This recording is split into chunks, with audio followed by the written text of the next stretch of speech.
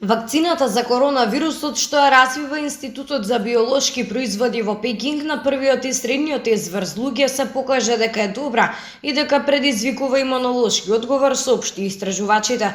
Потенцијалната вакцина веќе е одобрена за програмата за итни случаи намената за работници и други ограничени групи на луѓе кои што се соочуваат со висок ризик од инфекција, пренесува Reuters. Како што се наведува дали успешно ги штити луѓето од инфекција ќе се дознае по третата фаза на тестирање која што е во тек.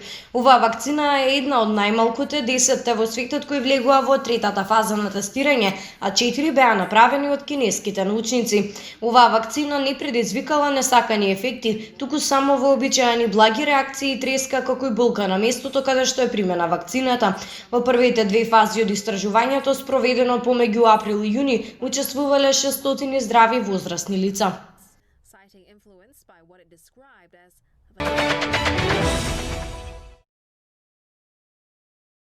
Бројот на заразени лица со коронавирусот постави нов рекорд во Бугарија.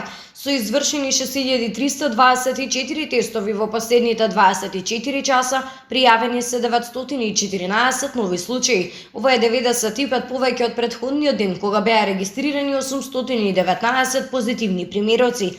Бројот на хоспитализирани лица исто така расте, тие се веќе 1426, во изминатите 24 часа починаа 15 лица, излечени се 1891, бројот на активни случаи во Бугарија е речиси 10.000, а 17.000 луѓе се опоравиле од болеста.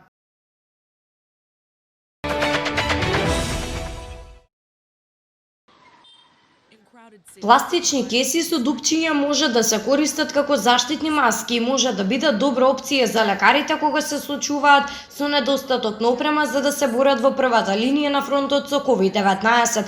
Лекарите во Индија кои направиле вакво нешто велат дека слободно можат да дишат додека ја извршуваат работата. Тие велат дека дури нивните очила не кондензираат како што им се случува на многу лекари ширум светот, во време кога тие се принудени да носат заштитна облека повеќе од 16 часа.